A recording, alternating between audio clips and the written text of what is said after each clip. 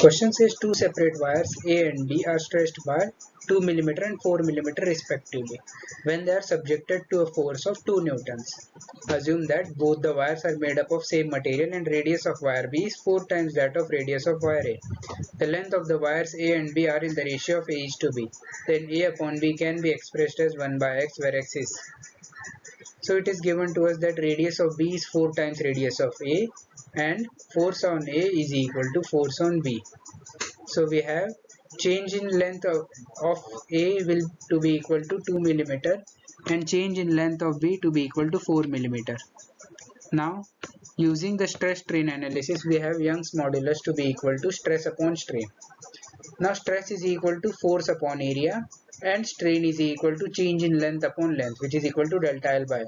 So we have Y value to be equal to F upon A into delta L upon into the whole divided by delta I upon I. So we have delta I upon I to be equal to F upon AY.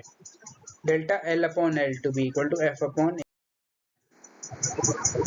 So we have L to be equal to A into Y into delta L upon F.